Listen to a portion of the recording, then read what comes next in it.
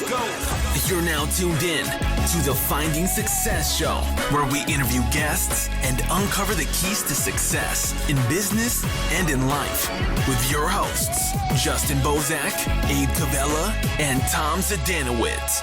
All right, everybody, welcome back to the Finding Success Show.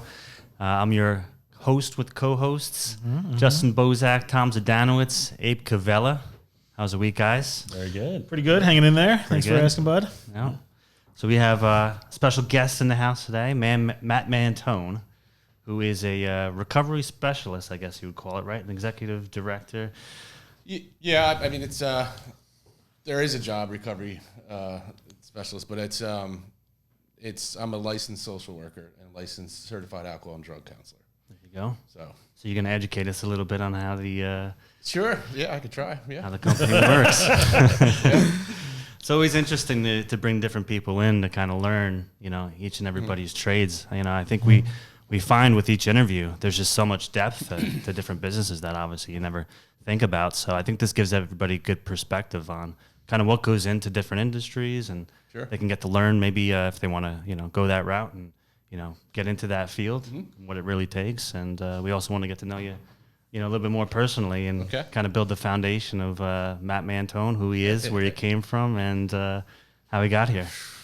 It's a long, strange trip. Long, strange trip. It's all good. We got some time. So you want to start back, maybe high school, post-high school? Where you want to go? Yeah, so I grew up in Bricktown. Grew up right off of Jordan Road. I went to elementary school on what is considered the memorial side of the town. So I went to elementary school at Midstreams, went to Vets, but then I lived in a section on a road that actually went to Brick High School. So I was on two different paths in Brick, but it was good because I got to meet everyone in the town. So that part was great. So I grew up playing sports with kids on one side of the town, and then I went on in high school and played sports with kids from the other side of town. So, well, let me cut you off right there. Yeah. So, is there a conspiracy about how we got you over at Old Brick, and as opposed to Brick Memorial? So, I don't think all so. on the up and up. You came over.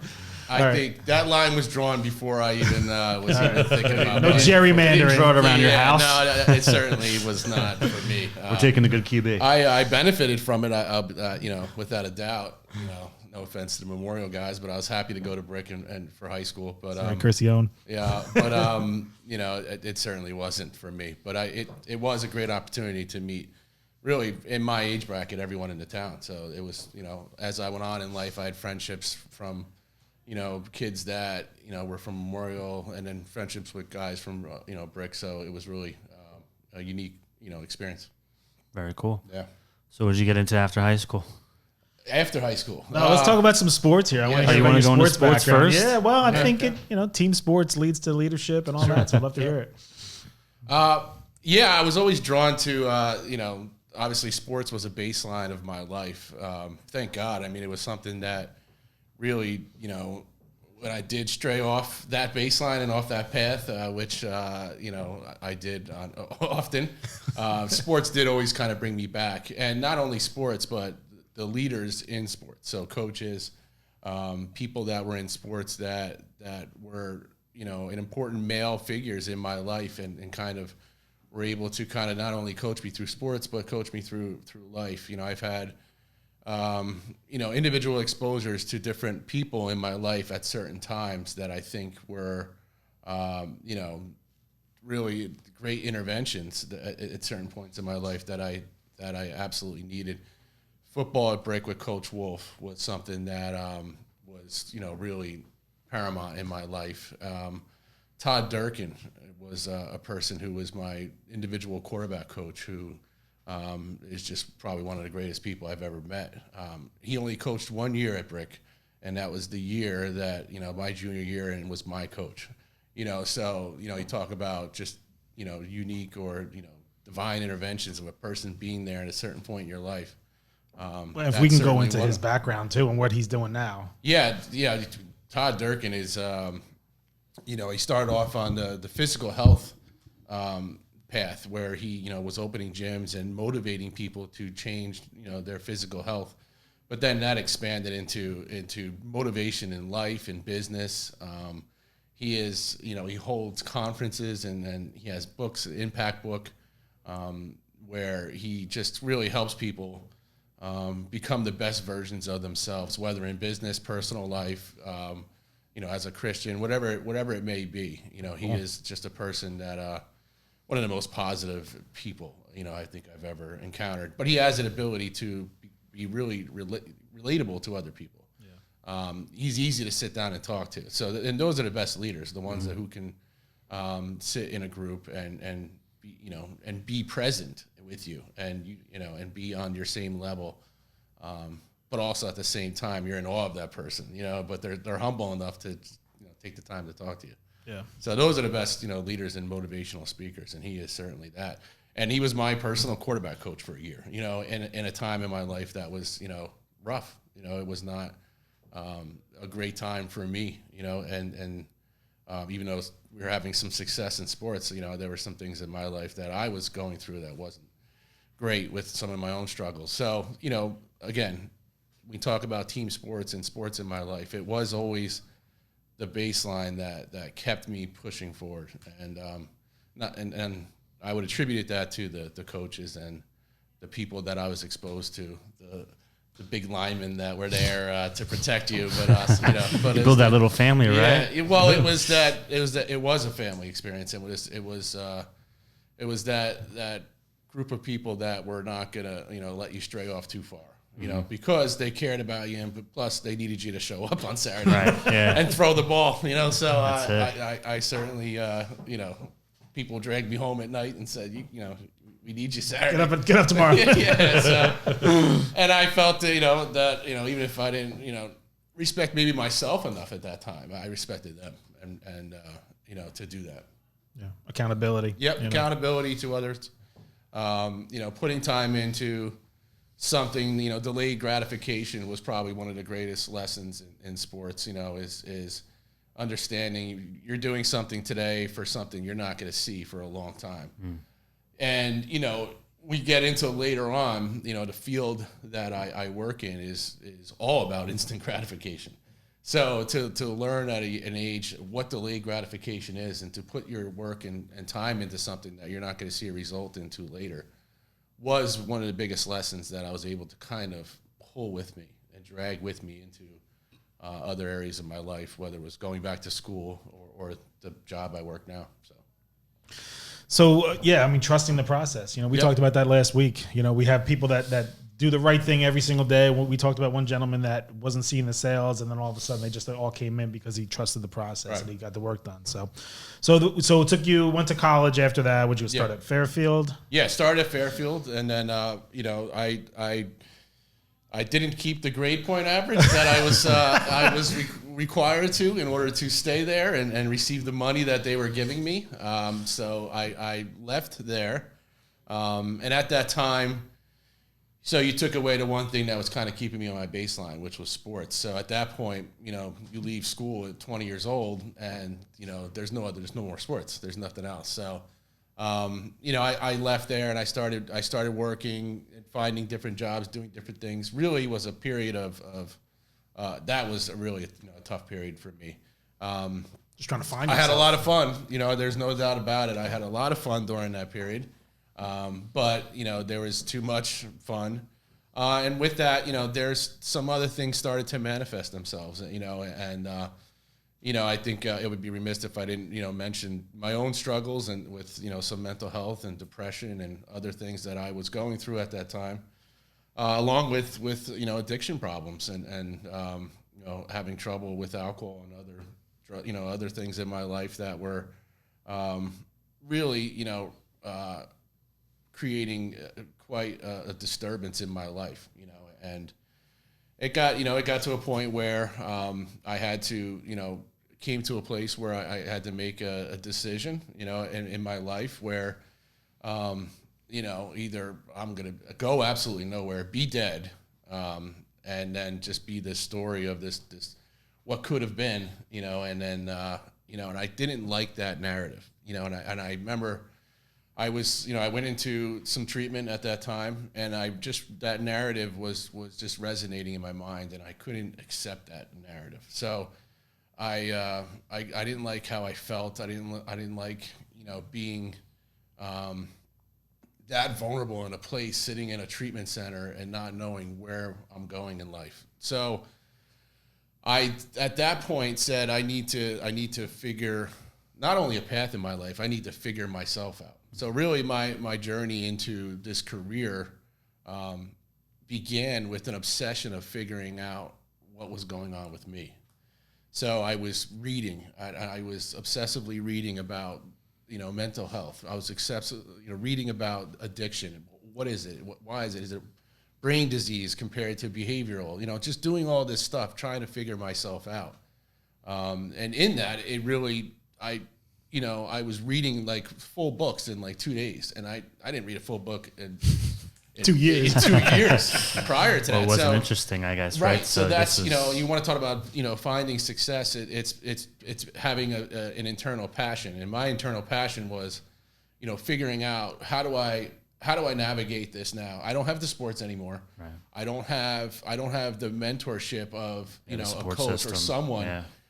It's time now to figure it out myself. I'm 24, I'm 25 years old. I better figure this out. Well, it's kind of amazing there within itself, because I think how many people that you deal with day to day at that age kind of take that path to reflect or maybe read books and try to figure it out. Sure. I think most people just kind of go with it, right? It just becomes life. I think it's an it could be an overwhelming challenge, and I did have support. I mean, my mother, my brothers, friends that were people that I'd formed relationships prior to in sports that would come over and be like, what are you doing? You're better than this, or you're smarter than this. You know what I mean? There's, again, back to that narrative of like that wasted potential. Right. People, just always being like, what are you doing? You could be this, you could be that. And I just got, I finally realized that, all right, well, let's see what I can be. So I needed to address mental health issues. I needed to, remove the stigma of getting help for myself and others around me of saying, hey, maybe I need to take a medication. Mm-hmm. There's something going on there that's out of my control. That's chemical. Let me take a medication and being willing to do that, and then addressing the addiction and, removing all of that from my life. And saying, all right, I'm going to give this a real shot, and I did that. I because I was learning so much about myself and really kind of educating myself to the field. So again, people come into your life at certain points, and I had this woman named Lynn Davis, and she was a director of an outpatient in Toms River, and she said, "You should do this." I said, "What do you mean do this?" And she's like, "You should do this. You should be a counselor. You should this should be what you do."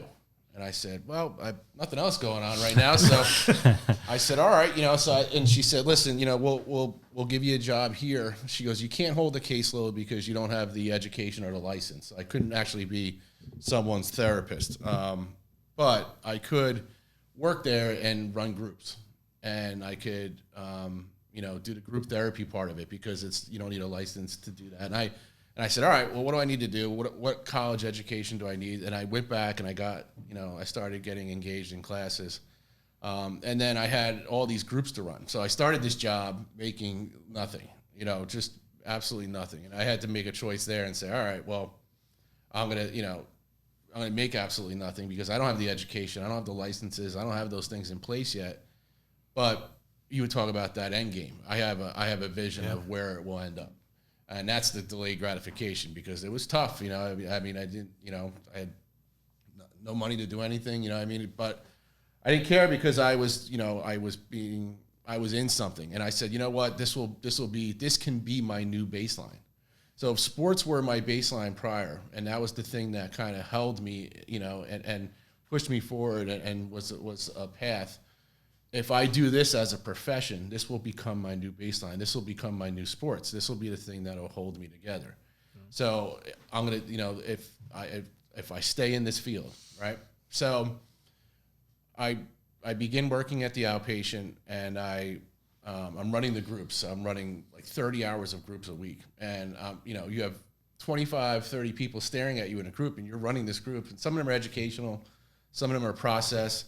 And I'm like, I need to figure out how I'm going to run these groups. So again, I just became obsessed with learning more. So I started teaching myself things that I wouldn't learn until like 5 years later in college. But I started teaching myself like rational emotive therapy. You know what I mean? Things that are, that are way along in like master's classes. But I started teaching myself that because I needed to fill these hours of group time.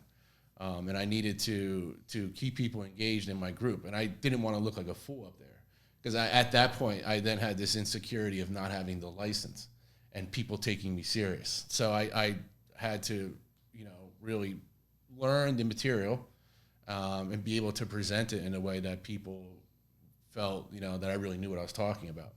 And then I did that. And then I eventually, I filled the groups, and people were coming to my groups and skipping other groups and started coming to mine. And then I felt really effective.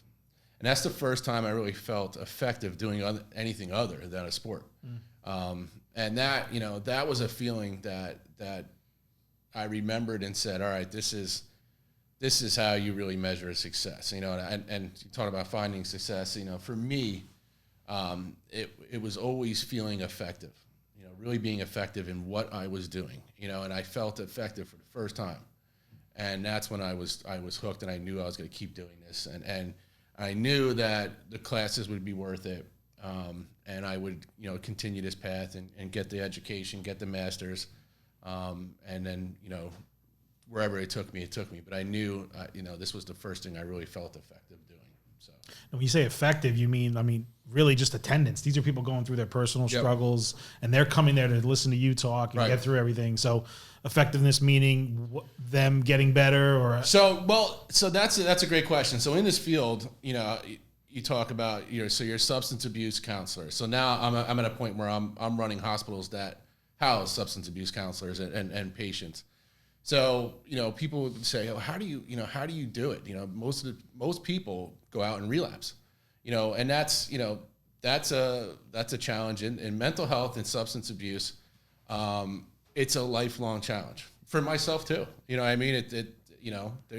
I've still encountered challenges.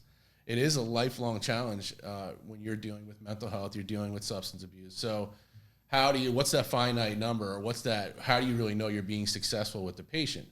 And I in the beginning, people were relapsing and going out, and I'm like, man, what am I doing wrong? Yeah, right. And I realized, and I quickly shifted, and I had a professor kind of pull me aside and talk to me about this and said, you can never measure your success on someone else's outcome. Mm-hmm. Right. You know what I mean? So their outcome in their life it's their sobriety. So if they may not be ready. Right. They might not be ready, at the point where you're at in their journey, or there could be something that needs to be added to their treatment plan, or something, that, meets them at the time of when their transformation is ready to happen. And I think, I realized I can't continue to measure my success whether or not the other person is getting better, which sounds like, you're kind of, you're removing accountability, but you almost have to in this, because you can become, you can become depressed with looking at what's going on in figures. I mean, people leave treatment and you get a call a week later that they've overdosed and died. Well, that's the most dangerous thing. Right. So if you're like, I failed this person, and you can't, you're then not present for your other patients. So you really need to learn to compartmentalize it and say, all right, over here I'm feeling the sadness and sorrow and the tragedy of this loss, but I still have an opportunity over here, and I need to give this person my best and be effective with them. So at that point I realized, the only thing I could really measure myself is do I give every patient that comes across me every day the best opportunity to change? Do I create an environment in which a person has the best opportunity to change? And that is, I shifted to that mentality, and that's where I got more into administrative roles. Was all right. I became more focused on the environment of care, the therapeutic environment within my hospital, and am I giving that person the best chance to transform their life and create change? Am I meeting them where they are? And that's, that really helped me, and it helped me be better and be more effective, rather than just so bogged down with hearing about the tragedy. We went through a point in 2011, 2012, 2013 where opiates was, it was pretty bad. Yeah, it was really, the opiate, the pills that were flooding the streets, the Oxycontin and things like that. It was really, it was hitting demographics that had never, I don't want to say never, but weren't at that time hitting. The regular high schools, suburban areas where people were really being truly affected. Then they cleaned up the pills, and they created this system to clean up the pills, and then the people that were addicted to pills moved over to heroin because of the you availability. Get the prescriptions, what and it was available cheaper. at that point. It was cheaper and it was more available. At that point, there was things popping up across the state, task force, a lot of things popping up because it became a really big political issue because everyone was being affected by it. So then politicians, prosecutors, police officers were being affected. Being affected. And now you saw, all right, it became a huge political issue. So, across the state, these task forces and things popped up. So during that time, during that time, the overdose rate was extremely high. So people did start leaving the field. People started, I almost like I can't do it anymore. I can't deal with the tragedy or the sadness. It's almost too much, and it's affecting me in my personal life.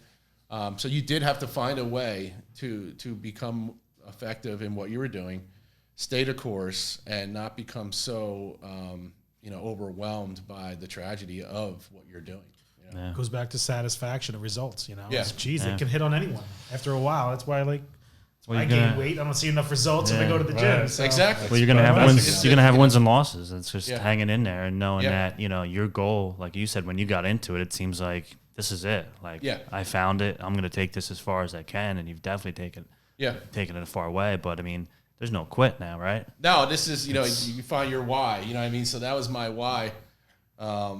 In my life and why I'm doing what I'm doing. I'm a Simon Sinek kind of groupie where it's my why is helping people transform their lives. I mean, you look at it's the reach. It's serving people and the reach that you can have and helping a person through addiction, through mental health, and how it affects them, but not only them, but all the roles that they fill. So children, if I'm working with a person, I'm working with a male, they become a better father, a better son, a better brother, and the reach that has on people.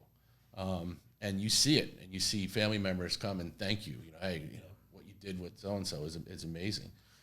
And when you realize the impact you have on it, on people and society as a whole, it's worth it.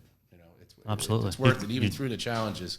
You're changing families, so those are mothers and fathers and brothers and sisters and daughters. So, making families whole is so important because I know there's a lot of worry and concern. I mean, I dealt with it probably, I don't know, this is maybe 7 years within my own family and different friends and stuff. But I know the amount of stress it's, put on my parents, dealing with two sisters that went through it. One went through recovery. She went in real quick. She's like 180, completely different. Yeah. Went off. She was like, okay, I got to go get help.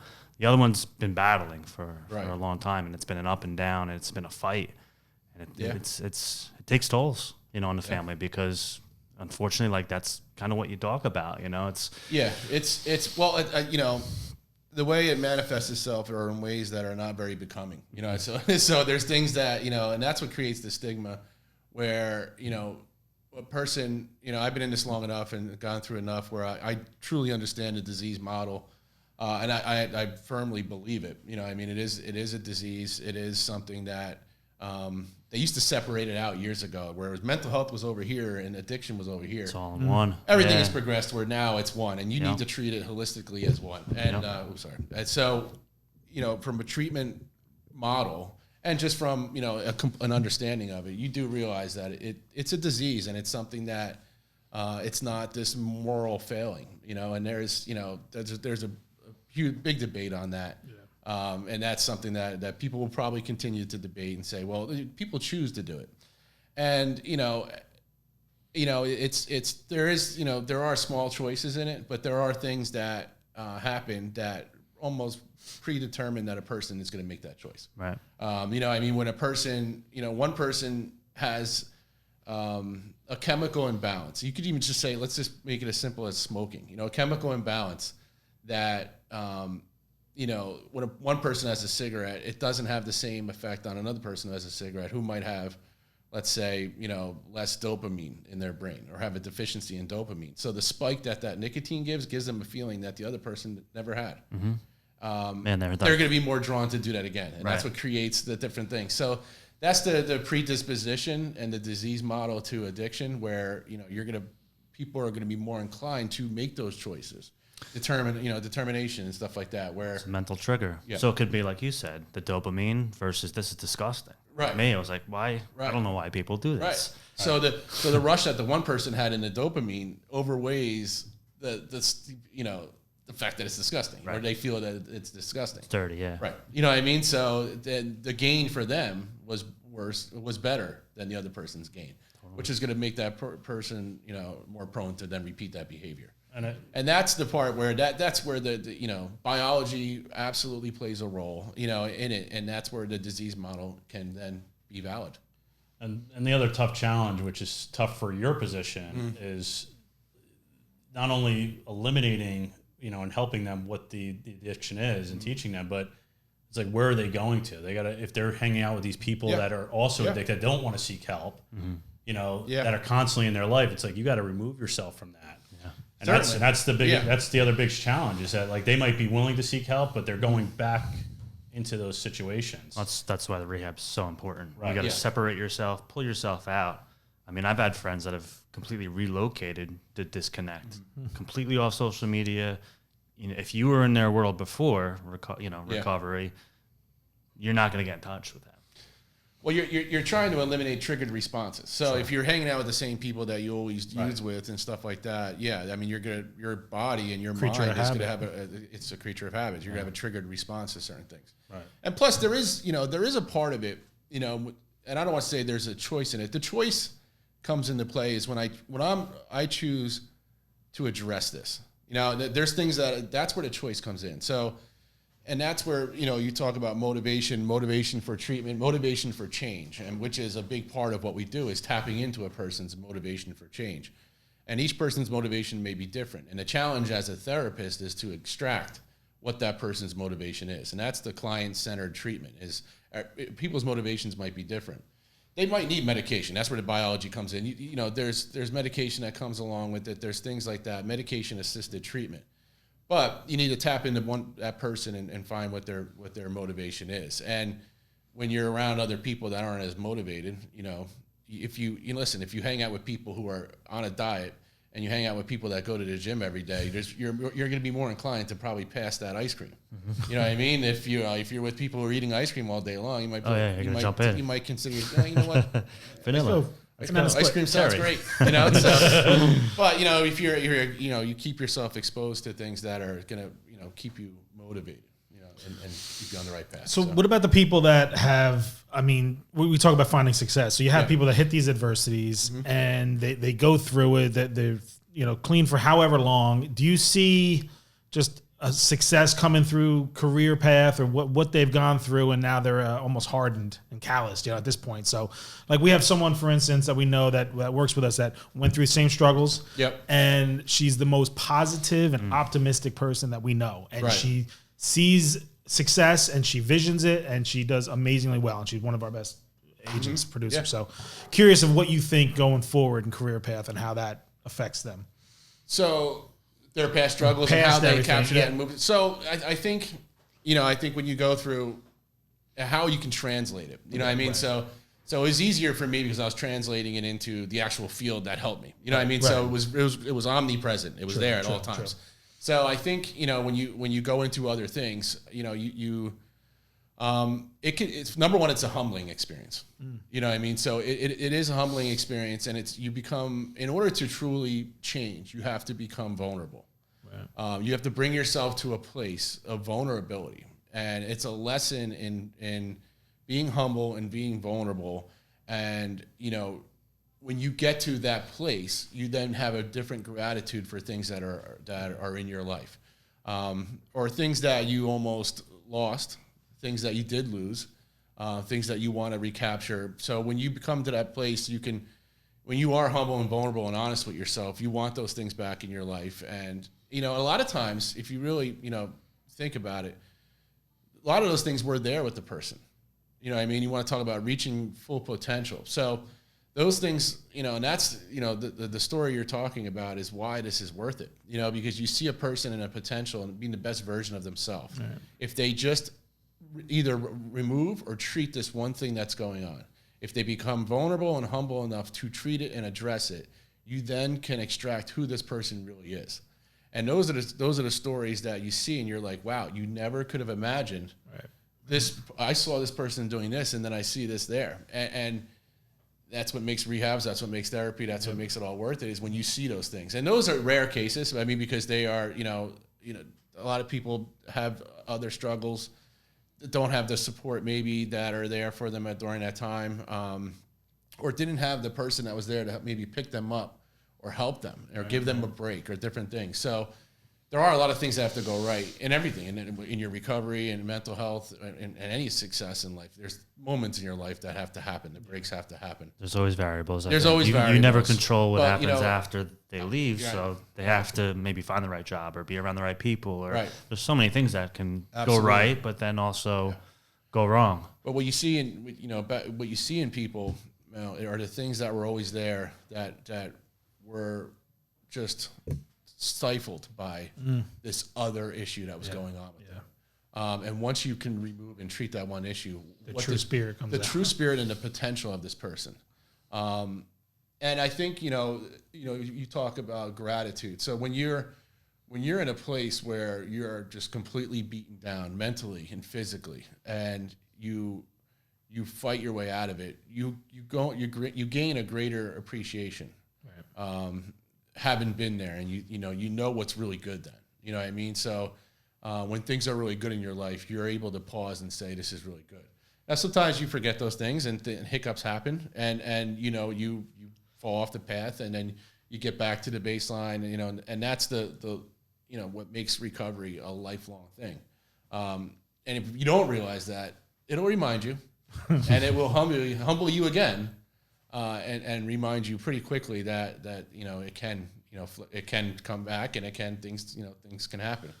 But I think what makes it it's the gratitude that a person is able to tap into in every area of their life, and that's where you talk about the positivity and right optimism. Right. I mean, the gratitude attitude. I remember in kindergarten, my daughter would sing that song, and it was really uplifting. Just going to the court, watching everyone, they sing it. All the kids were singing it, and even the parents were singing it at a certain point. But it creates humility, and it actually lends to some of the books we were talking about. You were talking about like Leaders Eat Last, or that servant leadership type of attitude, where you appreciate where you are, and as a leader, you shouldn't be. We talked about this last week. You shouldn't be the one directing people to push or pull. Right. You should be the one pulling at the front. You should be on there. I'd love to hear your thoughts on that and leadership principles and. Yeah, so that's something. Another one of my obsessions, I started moving into, so in social work and what I do, it's broken into, and other things, it's micro, meso, and macro. So micro level social work and therapy is the one-on-one relationship with the patient. Meso is with, a group, maybe that group therapy, 12, you're working within a small, like you were talking facility, small facility. That's the meso. Macro is systems. So I quickly, over time, I realized, I have a license to be a therapist and have people back to back, 7 patients back to back. I don't think I'm good at that. I don't think that's where I'm most effective. And I learned that I don't, I'm more of I have a different energy. I like to, I'm mobile. I like to move around. Sitting for this hour is the longest I sit. That's just who I am. And you learn who you are and learn where you can be most effective. So I realized that, and I said I like getting into the administration and building systems and leading systems, and that's where leadership came in. And at first, I was running like a detox department This is up at New Hope, and I was running detox, and then I moved into an administrative role over different parts of the hospital I was at, and I was not getting the desired effect, and I was like, oh no, maybe I'm not as good at this as I thought. I thought my ideas were good, and then you realize that's not what it's about. Yeah. It's not about just your ideas. It's about culture. It's about building a culture. It's about messaging, and it's about motivating staff to tap into their own why, and then be part of a bigger system. And that takes an entirely different skills than just working one-on-one with a patient. So then I said, all right, I need to shift this. How do I, create the best environment for my patient? I then shifted in my mind, how do I create the best environment for my counselors? How do I, and that's where servant leadership came in, so that's where you understand the principles of servant leadership. And like you said, it's not being a leader and having your workers work for you and produce for you. That's not how it works. It's the opposite way, because that won't happen, because then you'll invalidate them. It creates a poor culture where they don't feel supported, appreciated, and then that just becomes a cancer. So the servant leadership is flipping it around, is putting them on the pedestal and saying, all right, how do I serve them? Mm-hmm. How do I, as a leader, serve my staff? And you serve them by validating their efforts. You serve them by giving them resources, giving them information, all the tools to best do their job.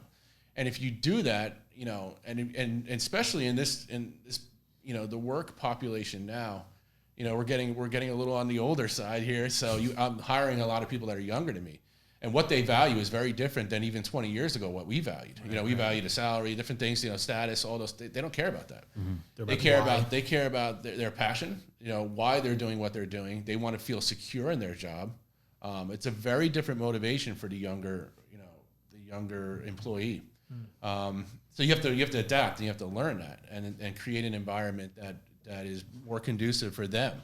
And like I said, you do that by taking yourself off this. Leadership is a behavior; it's not a title. Yeah. So really understanding, you can call yourself a leader, but if no one's following you, you're not leading. You know what I mean? So you could, it's just a position at that point. Right. And you're ostracizing yourself from everyone else, and then that's when that happens. You're not getting the desired effect. I think that's where poor traits come out in leaders, because you're not getting what you want. So then you start saying, listen, I'm your boss. This is what you have to do. And once you say that statement, you're done. Yeah. You're done. You might get them to do that for that day, but you've lost them. Yep. So you want to be able to model. You want to be able to, for me, it's on the floor, treating every employee the same, and being on the floor, treating the patients, understanding customer service, what that really means to be customer focused. And that has changed in my field a great deal. 20 years ago, the attitude was, you're lucky to be here and you're lucky to get my help. Right. And that was just, I've worked in places like that, and I was like, let's go. That's my question too. Like, people off. In different facilities, do you have certain attitudes in certain facilities versus private, for instance, and having that customer mindset where you're treating them with respect, and they're in a situation where maybe some people don't treat them with the respect. And you're coming with the customer service oriented. Right. So exactly. So when you, and not to sugarcoat it, when people in what I do, when they're at their lowest, they're not the best version of themselves. Right. You know what I mean? So they're hurt, they're in pain, they're lashing out. So for instance, I ran a detox at one point. It was a 20-bed detox. People coming in who are physically ill. Who are detoxing and withdrawing from drugs, which is just an awful place. And, you look at hierarchy of needs, physical is, Maslow's hierarchy of needs. Yep. And you look at the physical being of a person is the first thing you need to take care of. So you need to take care of that person and make them comfortable. Yep. There were some places I worked, and like you said, that customers would come in and we would say, you're here now. You need to abide by our rules if you want our help. And I just that a lot of people don't want the help. No one wants to abide by rules. So I always felt, so, and like I said, we were, I was seeing people that were being, I don't want to say thrown out of treatment, but they were asked to leave because of behavior issues or different things, or, they tried to steal a medication off a counter when no one was looking. And they're like, well, they need to go. And I said, well, we're throwing a person out for the exact reason they're here. Mm-hmm. That's why they're here. Getting here is the biggest step. Right. So the best time to help a person is now, no matter what, when they're in front of you. So I had to help, push a culture change of customer service focused, compared to, this is our building and patients need to fall in line, what I mean? So they need to fall in line of our rehab because it makes our job easier, and I said that we need to completely flip that around and we need to change ourselves to the customer. They don't need to change themselves to us. So how do you do that? You have to listen better. You have to, you don't have, not that you don't have rules, but your rules don't supersede, the relationship or the rapport that you're building with your patient. Especially if if later on you want to help this person change, if they don't feel like if there's no rapport, they don't feel like you really care, they're not going to take any advice you have, even if it's great advice. They're not going to listen to it because at that point, you've broken that alliance with them, and they feel that their best interest isn't in your mind. Yeah. And that is, sometimes happens. Sometimes the language could be strong. You walk into language. Yeah, you walk into a room and you need to take a patient's vitals, and they turn and tell you where you can go. And human nature is, well, then I'm not helping you. Right. Or if you understand, listen, this person's really sick, and I've had someone come in and the first day completely tell me off, and I just sit there and take it. I listen, I understand you're in pain right now. I understand you're hurting. Is there any way I can help you? And then, they tell you to where you can go. Right. And then you see them start feeling better. And, I'll be in my office and you see that they'll come up. They feel bad now. I'm really sorry about how I talked to you that first day. And I just said, I know, it's not a problem. That's good. You know what I mean? And where someone else might be like, oh, you can't talk to me like that. You need to leave. Right. And so I would take that. And I remember, so you're in a leadership position, and a patient would sit there and literally curse you off, and all the staff would be like, oh, what's he going to do? I would do nothing, and they couldn't understand it. And then later you would see that patient get better, and later on that patient would. And by the time they're leaving, the patient won't leave my office. I'm like, you gotta get out of here. You gotta go to group. And all they, and they were like, well, how they're trying to take the pain and turn it around. Like, that's all it is. I didn't do anything. I just allowed the process to happen. Yeah. I just never took it personal. Right. I never took it personal what they were doing or what they said to me, and I gave that person the opportunity to change.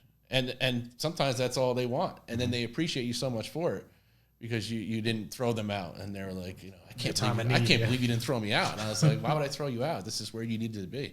Sometimes you got to carry that burden, right? Oh yeah, so I'll take your darts and your arrows. There were some times go ahead, fire away. Some of the things that were said to me, and I was like, wow. I'd walk back to my office. That's a good one. I said, wow. I don't think I've ever been called that. That's a good one. But really, inevitably, they would be back, and they would.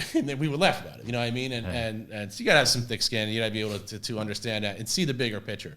And I think that's part of leadership is seeing the bigger picture, the messaging, understanding the responsibility that you have not only to your customer but to, your staff. You take care of your staff, and if your staff feels great, they will have much more of an impact on the customer than you alone will ever have. Absolutely. You know what I mean? Right. So you think that you can take it all on yourself, and I'm only there 8 hours a day, ish, and they're there 24 hours, the staff. So if you really get true buy-in, where they understand, then that's gonna have a far greater impact than you will ever have alone. So that's real leadership is understanding the messaging, understanding that you serve your staff, and then your staff serves the customers. And if you build that system, people will be able to fall in, and it's a culture that you set from the beginning. And I've had, in my own personal growth in my career, I've had opportunities to start facilities from scratch. I'm doing one right now. That's a 90-bed facility that I have to hire 100 staff members. So I have to onboard 100 staff members before patients even get there. And what a great opportunity that is to set a culture. Right, and set a culture and really set that messaging. What a huge responsibility that is to do. But I like that, and I like building that culture. And that's what I'm really, as the place opens, I give, people that work under, whether it's under me or with me, I give them the autonomy to do their jobs. They've been trained, hire really good people and allow them to do their jobs, get out of their way. And when they want your support, they'll let you know, and then you provide it. But hire really good people and let them do their jobs. And then I just focus on then the culture and then obvious responsibilities, budget, I have to do the P&L. I mean, that's the things that, you have to, those damn numbers things. Right. You have to, you have to, I'm very much data and I don't want to say driven because there's too many variables to be only data driven, but data informed. So take data as part of your information that you then approach a problem. So I collect information on everything, length of stay for patients, satisfaction from patients. Satisfaction in the food. I measure my food service director based on how the patients feel. Everything is measured. And then you have to use that information to be innovative. You know what I mean? And I think, innovation is another part of leadership that's important. I think this is how we do it, and this is how we've always done it, is the worst culture you could possibly have. Because, even if it is working, you have to adapt and move forward. How you've always done something, can be good, in some way, but a lot of times I think it breeds more complacency. Complacency. It breeds, you're not really flexible when you do that, because you're just married to one way of doing it. And when you're dealing with human beings, there can't be one way of anything. No. Anything, what I mean, that you do. So you always have to be eliciting feedback, eliciting data, and then responding to that data with innovation. That's big in healthcare, especially because, everything is changing all the time, in healthcare. So, and the one big thing that, when you run a hospital, the behavioral health hospital, people are choosing to be there. A lot of times you show up in an emergency room, you didn't really have a choice. You had to go there. So you go to the local emergency room and your population is fed by proxy. What I do is this choice. There's rehabs popping up all over. So people have to then choose to come to where you are. And then that's when reputation is important. And what people then go back out and say about your services.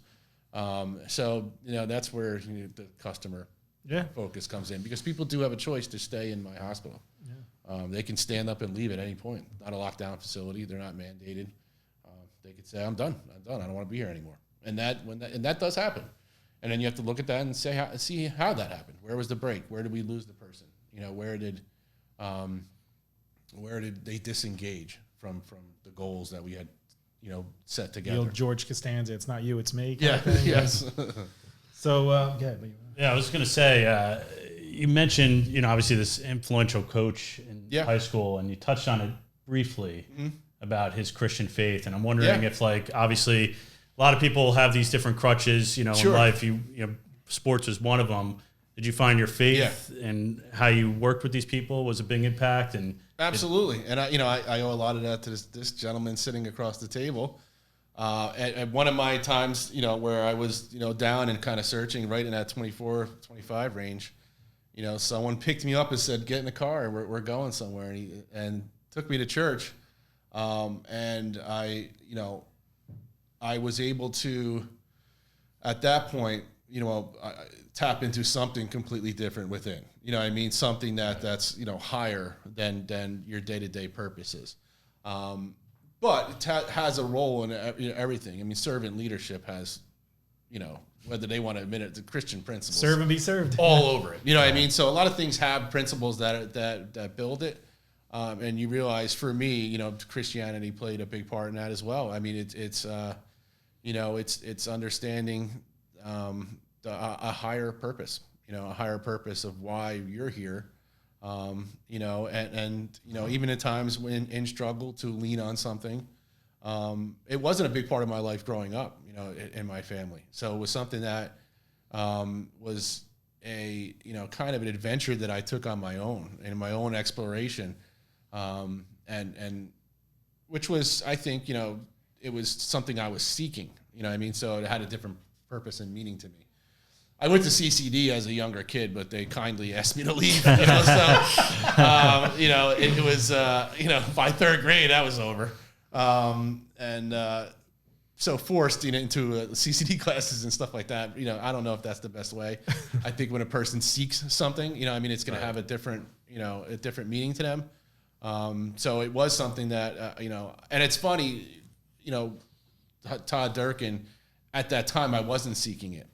But later, I remember he used to take me out because I would get rides home after practice and stuff. So a lot of times it was him, and he would take me to get ice cream or something. They were trying to put weight on me. That was what I really think they were doing. I was really skinny at that point, and but he was just sitting and talking with me, and what he was talking about were very much Christian based values and different things that he was talking about. And I remember just sitting there eating my ice cream and not understanding. You planted the seed though, right? But later, but later on being like, wow, I remember. It was in there. It was there. And it was different things that were being said to me and messaging, from people of Christian faith that you didn't, maybe you didn't realize later, but later on when I became more educated in the Christian faith, I was able to look back and say, wow, that's. And then, at that point is where I realized, you really put together maybe why those people were in your life at those times. And that then has a greater meaning. Right? Set your moral compass, kind of, Yeah. Yeah, and, listen, and all of that, and sometimes you get off compass, and things happen. And, but, it is another baseline. You talk about Christianity as another baseline. Well, just the fact that you seeked it out, it's almost like the tale of your two school journeys. You got one where you just went for football and grades maybe weren't where they needed to be. Second time around, you had purpose. You went there for a reason, and you said that you're doing the groups and you learn more in a few weeks just reading your own on your own in books. Yeah. That you would learn 3 years into college or so. So, again, it's the passion, finding the passion. So even talking to kids nowadays, how do you expect an 18-year-old to come out of high school and know exactly what they want to do in life? It's find your passion, find what you love in life, and that's going to bring you a lot further. Yeah, and I think, socially, I think there's a lot better way to learn social lessons than paying $60,000 a year. To go to some of these schools now. It's incredible, but I can only speak for my own, journey. If a kid does have their purpose at 18, 19, then God bless them. That's rare. God, that's amazing. I don't want to say it can't happen. That wasn't my journey. It certainly wasn't my journey, but it was, later on, like you said, when you become really passionate about something. So I think that's probably a good barometer for what, should a kid go. And if you as a parent see that passion and that laser focus, clarity, and a mission at that age, then sure, foster that, push that forward. Yeah, what are you learning about? What are you listening to? Right. But if you talk to your kid and and you're like, what do you want to do? And they can't, they're just looking at their phone and looking, I don't know. I want to play Roblox. You don't want to force. I might not invest the money at that point for a person to go out. So I think as a parent, you got to help, gauge that and know when do I push the pedal and when do I put this resource behind my child, and will it be fruitful? Yeah. And not just because the social norm is to go to college as soon as you leave school, go to college. Yeah. And I think college is important. A lot of people, say, well, college isn't important anymore. You can learn, you can do things in other ways, and which is true. I mean, there are business ventures you can go out and people have done it without college. But what I did, I couldn't, you couldn't possibly do it without. Right. You just need certain degrees. The education. Well, not only the degrees, but the ability. The knowledge. It's the knowledge of learning to know what you didn't know, or what you didn't even know you didn't know. Well, especially in your field, it could be harmful if you didn't know what you were doing. Right. And there's credibility to it. Because exactly. There is a patient. There's people. There's positions popping up. There's these recovery peer specialists. We touched on a little before. But we said there's people who go into this field because they're in recovery, and say, well, I could be a good counselor because I'm in recovery. And that's not always the case. Some of the worst counselors I know are people in recovery. Some of the best counselors I know are people who were never in recovery.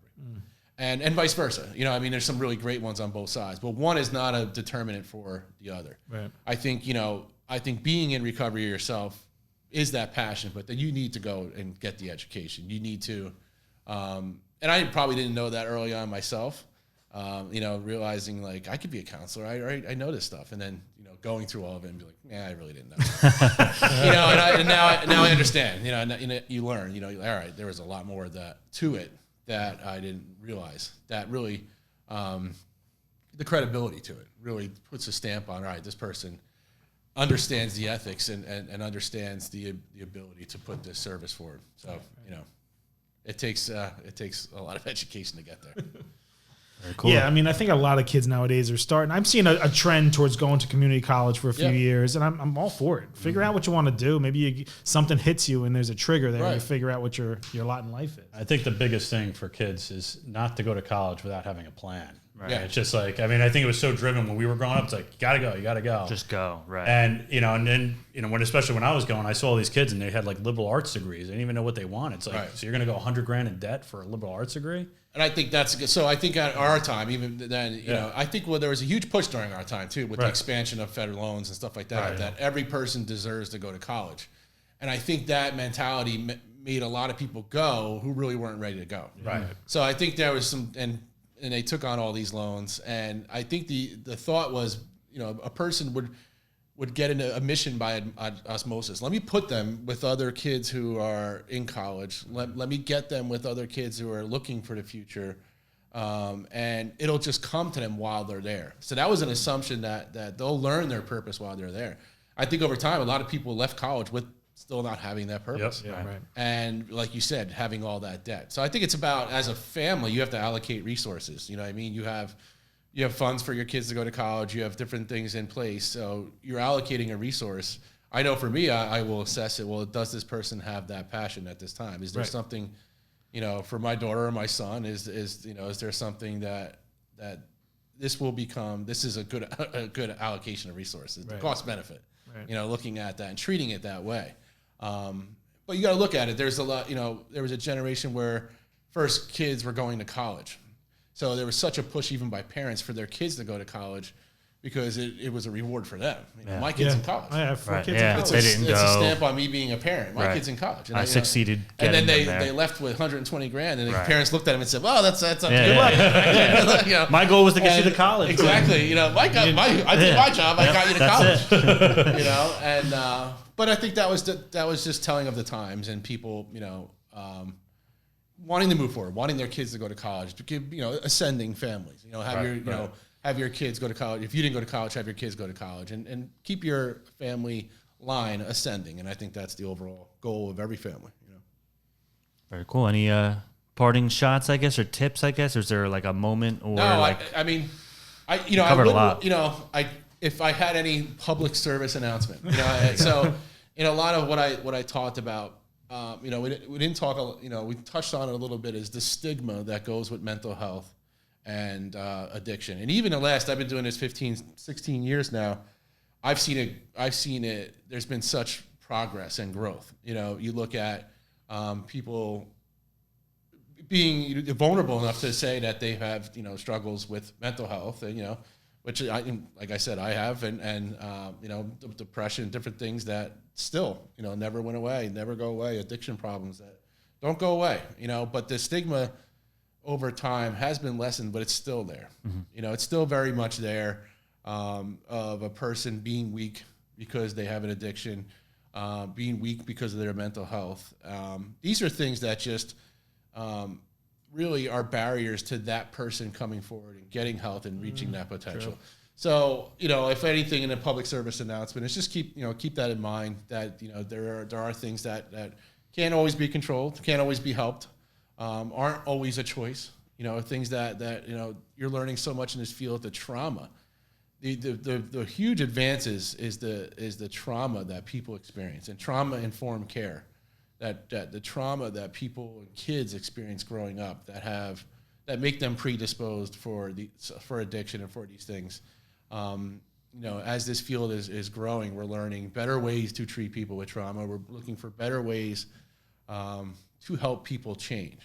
But we don't get that opportunity to do that if a person doesn't come into treatment because they're considered weak for coming into treatment. Right. So I would just, as a public service announcement, keep trying to push that platform forward, to remove the stigma of addiction, remove the stigma of mental health, that, a person isn't weak. They just need some help, and they need some, sometimes it's chemistry, sometimes it's trauma, whatever it may be, it's okay to need help, to see a therapist, to seek treatment, so that's all I would say. Good stuff, buddy. I mean, just on a closing note on my own personal level here, to know you for as long as I have, I guess since your freshman year, just to see the Matt Mantone journey, my own trials and Netflix tribulations. Of that. So I've seen your lowest and I've seen your highest, and I'm proud of you. I'm very appreciative of what you've gone through and how hardened you've become, and you're a great man. You're a pillar of society. You're charitable, all that stuff. I'm very proud of you. Thank you. I appreciate that. Coming from Tommy Z, that means a lot. Yeah. Anyone that knows Tommy would value that opinion. Good stuff, buddy. Well, thanks for coming on, thank brother. you guys. Yeah, thanks for having absolutely, me. man. And to find out more information, what's SouthJerseyRecovery.com, right? Yep. So, my project right now is it's called the Recovery Village. It's a joint venture with Cooper University Hospital, which is a great opportunity because Cooper University Hospital is a learning hospital. So there is a lot of data. We're talking about a person who really loves data. They're collecting information all the time there to try and progress the field. And we have a lot of doctors and APNs and psychiatrists who will be coming through our facility and, giving their services, but also learning at the same time. And that for me is the perfect place, the perfect opportunity.